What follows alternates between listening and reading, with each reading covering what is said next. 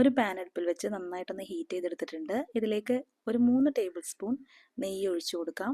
എന്നിട്ട് ഇതിലേക്ക് ആവശ്യത്തിന് കാഷ്യൂസും കിസ്മിസും ചേർത്ത് ഒന്ന് ഫ്രൈ ചെയ്ത് മാറ്റി വയ്ക്കാം.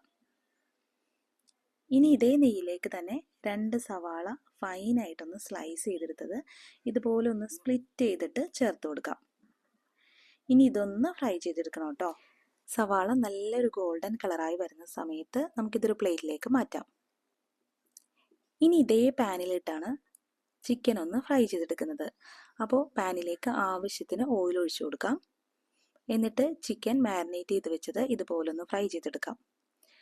ഈ ചിക്കൻ ഞാൻ തലേ ദിവസം തന്നെ ഉപ്പും മുളകും മഞ്ഞളും ചേർത്ത് മാരിനേറ്റ് ചെയ്ത് വെച്ചതാണ്. കുറച്ച് ഗരം മസാലപ്പൊടി കൂടി ചേർത്താണ് കേട്ടോ മാരിനേറ്റ് ചെയ്ത് വെച്ചിട്ടുള്ളത്.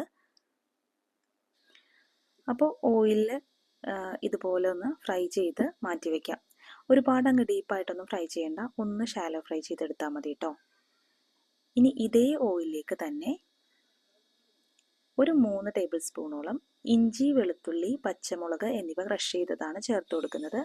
ഇത് നന്നായിട്ടൊന്ന് മൂപ്പിച്ചെടുക്കണം. ഒരു വലിയ കഷ്ണം ഇഞ്ചി, ഒരു വലിയ വെളുത്തുള്ളി, 6 പച്ചമുളക് എന്നിവയാണ് ഞാൻ ക്രഷ് ചെയ്ത് എടുത്തിട്ടുള്ളത്.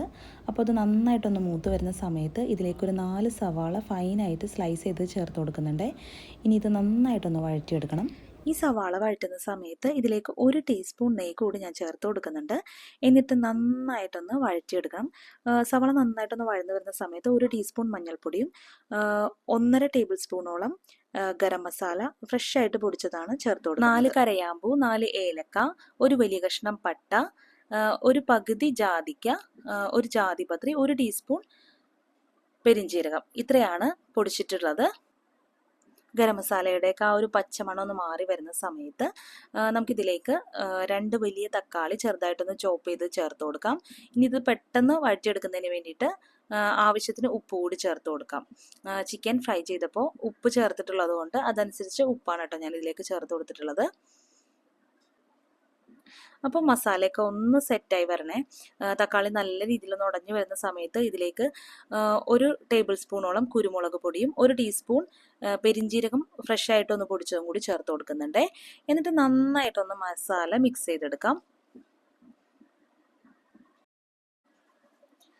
ഇപ്പോൾ മസാലയൊക്കെ നന്നായിട്ട് കുക്കായി വന്നിട്ടുണ്ട്. ഈ ഒരു സമയത്ത് നമുക്കിതിലേക്ക് ഫ്രൈ ചെയ്ത് വെച്ച ചിക്കൻ ചേർത്ത് കൊടുക്കാം. 1 കിലോ ചിക്കനാണ് കേട്ടോ ഞാനിവിടെ ഉപയോഗിച്ചിട്ടുള്ളത്.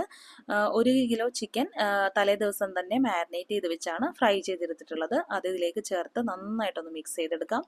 ഇനി നേരത്തെ ഫ്രൈ ചെയ്ത് വെച്ച ഓണിയൻ്റെ പകുതി ഉണ്ടല്ലോ, പകുതി എടുത്തിട്ട് ഇതുപോലെ നന്നായിട്ട് കൈ കൊണ്ടൊന്ന് പൊടിച്ചിട്ട് ചേർത്ത് കൊടുക്കാം. പകുതി നമ്മൾ ഗാർണിഷ് ചെയ്യുന്നതിന് വേണ്ടിയിട്ട് മാറ്റി വെക്കുകയാണ് ചെയ്യുന്നത്.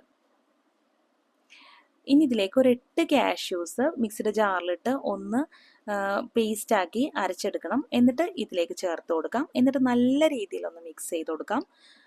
ചിക്കൻ ഒരുവിധം നന്നായിട്ട് കുക്കായി വന്നിട്ടുണ്ട്. അപ്പോൾ ഒരു 10-15 മിനിറ്റോളം ഒന്ന് മീഡിയം ഫ്ലെയിമിലിട്ട് ഇതൊന്ന് കുക്കാക്കി എടുക്കണം.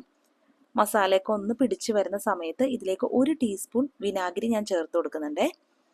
പിന്നെ ഒരു പകുതി നാരങ്ങ നീര് കൂടി ചേർത്ത് കൊടുക്കുന്നുണ്ട്. എന്നിട്ട് നല്ല രീതിയിലൊന്ന് മിക്സ് ചെയ്തെടുക്കാം. ഇനി നമുക്ക് ചിക്കനൊക്കെ ഒരുവിധം നന്നായി കുക്കായി വന്നിട്ടുണ്ട്. ഒരു കൈപ്പിടി നിറയെ മല്ലിയില കൂടി വിതറിയ ശേഷം ഫ്ലെയിം ഓഫ് ചെയ്ത് മാറ്റി വയ്ക്കാം. അപ്പോൾ ഇത് നല്ല രീതിയിലൊന്ന് മിക്സ് ചെയ്തെടുക്കണേ. മസാല നല്ല രീതിയിൽ മിക്സ് ചെയ്ത് ഫ്ലെയിം ഓഫ് ചെയ്ത ശേഷം നമുക്ക് മാറ്റി വയ്ക്കാം. അപ്പോൾ നമ്മുടെ ബിരിയാണിയുടെ മസാലയൊക്കെ റെഡിയായി മാറ്റി വെച്ചിട്ടുണ്ട്. ഇനി നമുക്ക് റൈസിൻ്റെ പരിപാടി നോക്കാം. അപ്പോൾ ഞാൻ ഇതിലേക്ക് 250 ml കപ്പിൽ 4 കപ്പ് ജീരകശാല റൈസാണ് കേട്ടോ എടുക്കുന്നത്. അത് നന്നായിട്ടൊന്ന് കഴുകി വൃത്തിയാക്കി മാറ്റി വയ്ക്കാം. ഇനി ഒരു ബിരിയാണി പോട്ട് അടുപ്പിൽ വെച്ച് ഹീറ്റ് ചെയ്തെടുക്കാം.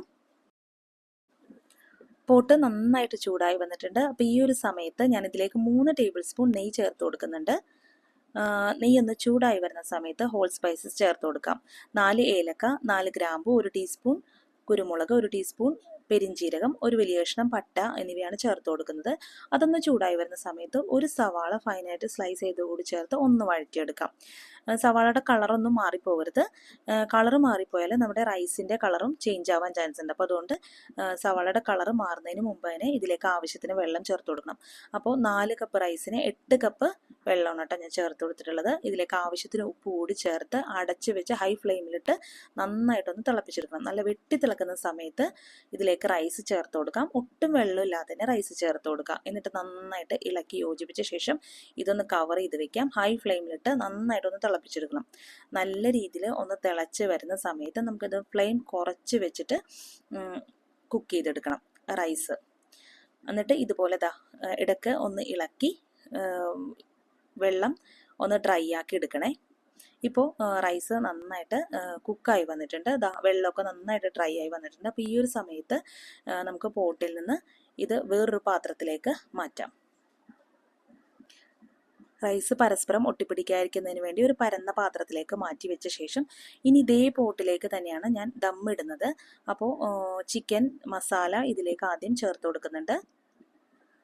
ഫ്ലെയിം ഓഫ് ചെയ്ത ശേഷമാണ് കേട്ടോ ഇത് ചെയ്യുന്നത്. അപ്പോൾ ചിക്കൻ മസാല ആദ്യം ചേർത്ത് കൊടുത്ത ശേഷം ഇതിലേക്ക് ഫ്രൈഡ് ഓണിയനും ഫ്രൈഡ് കാഷ്യൂസും കിസ്മിസും ഒക്കെ ചേർത്ത് കൊടുക്കാം. പിന്നെ ഇതിലേക്ക് മല്ലിയില കൂടി ചേർത്ത്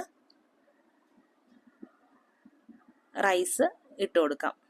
ഈ ഒരു രീതിയിൽ റൈസ് നമുക്ക് മുകളിൽ ഒരു ലെയറായിട്ട് ഇട്ട് കൊടുക്കാം. ആദ്യത്തെ ലെയർ ചിക്കനും പിന്നത്തെ ലെയർ റൈസുമായിട്ട് ഇട്ട് കൊടുക്കാം. അപ്പോൾ നമ്മൾ അധികം ക്വാണ്ടിറ്റിയൊക്കെ ബിരിയാണി ഉണ്ടാക്കുന്ന സമയത്ത് 2 ലെയർ ആയിട്ടൊക്കെ ഇട്ട് കൊടുക്കുക. അതായത് ആദ്യം ചിക്കൻ ലെയർ, പിന്നെ ഫ്രൈഡ് ഓണിയൻസും പിന്നെ റൈസ് ഇട്ട് കൊടുക്കുക. അതിൻ്റെ മുകളിൽ വീണ്ടും ചിക്കൻ മസാല ഇട്ട് കൊടുക്കുക. പിന്നെ അതിൻ്റെ മുകളിൽ റൈസായിട്ട് ഇട്ട് കൊടുക്കുക. അപ്പോൾ ഇതിപ്പോൾ കുറഞ്ഞ ക്വാണ്ടിറ്റിയാണ് ചെയ്യുന്നത്. അതുകൊണ്ടാണ് 2 ഒറ്റ ലെയറിൽ ചെയ്യുന്നത് കേട്ടോ. ഒരു ലെയർ ചിക്കനും ഒരു ലെയർ റൈസായിട്ട് ഇട്ട് കൊടുത്തിട്ടുണ്ട്. എന്നിട്ട് വീണ്ടും അതിന് മുകളിലൂടെ നെയ്യ് ഒഴിച്ചു കൊടുക്കുക. ഫ്രൈഡ് ഓണിയനും കാഷ്യൂസും കിസ്മിസും അതുപോലെ തന്നെ മല്ലിയിലയും കൂടി വിതറി അടച്ചു വയ്ക്കാം. എന്നിട്ട് ലോ ഫ്ലെയിമിലിട്ട് 20 മിനിറ്റ് കവർ ചെയ്ത് വെച്ച് കുക്ക് ചെയ്യണം. അപ്പോൾ ഇതിന് ഹോൾ ഉള്ളതുകൊണ്ട്, മൂടിക്കൊരു ഹോൾ ഉള്ളതുകൊണ്ട് അത് ഞാൻ ഒരു കരയാമ്പ് വെച്ചിട്ടാണ് കേട്ടോ കവർ ചെയ്ത് കൊടുക്കുന്നത്. ഇനി 20 മിനിറ്റ് ലോ ഫ്ലെയിമിൽ ദമ്മ് ചെയ്തെടുക്കുമ്പോഴേക്കും നമ്മുടെ സൂപ്പർ ബിരിയാണി റെഡി ആയി കിട്ടേ. അപ്പോൾ ഈ ഒരു അടിപൊളി ബിരിയാണിയുടെ റെസിപ്പി നിങ്ങൾക്ക് ഇഷ്ടപ്പെട്ടുവെങ്കിൽ ലൈക്ക് ചെയ്യാൻ മറന്നു പോകരുത്. വളരെ ഈസി ആയിട്ട് ഉണ്ടാക്കാൻ പറ്റിയ ഒരു ബിരിയാണി റെസിപ്പിയാണ് കേട്ടോ. നമ്മൾ വീട്ടിൽ തന്നെ ഉണ്ടാക്കുന്ന മസാലയൊക്കെ വെച്ചിട്ട് ഉണ്ടാക്കുന്ന ഒരു അടിപൊളി ബിരിയാണിയാണ്. വീഡിയോ ഇഷ്ടപ്പെട്ടാൽ ലൈക്ക് ചെയ്യാൻ മറന്നു പോകരുത്. താങ്ക്